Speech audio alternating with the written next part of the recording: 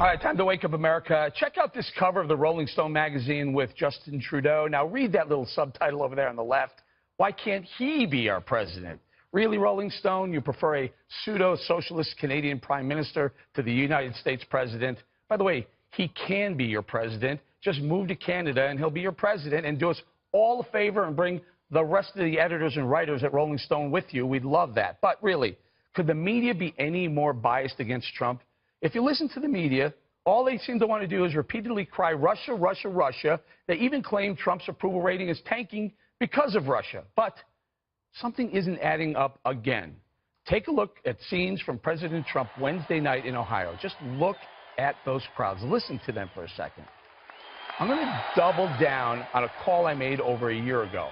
Watch the people, not the polls. This president is popular with the people.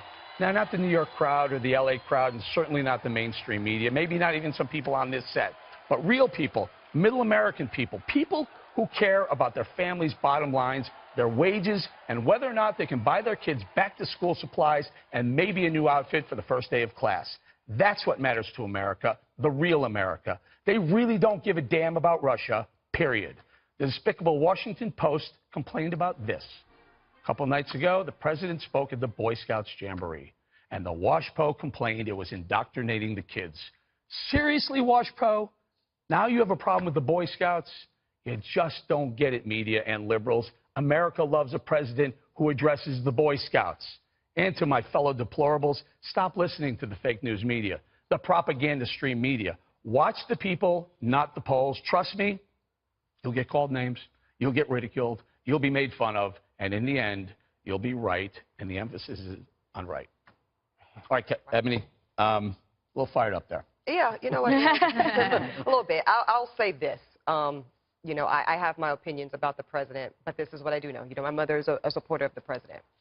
There's a person that we both know in our industry, and this person went to social media and called my mother an idiot for voting for President Trump during the campaign cycle. And I haven't really had a relationship with that person since, and I used to be a mentor of mine.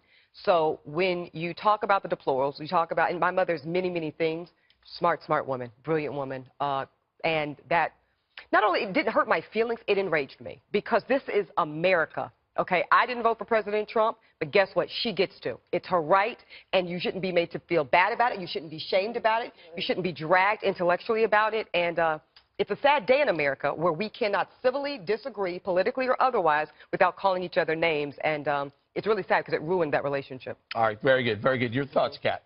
Yeah, I think that there's no doubt that President Trump's base is very fired up about President Trump.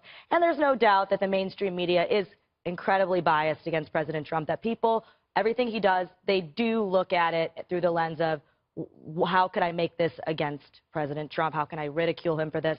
That's pretty obvious.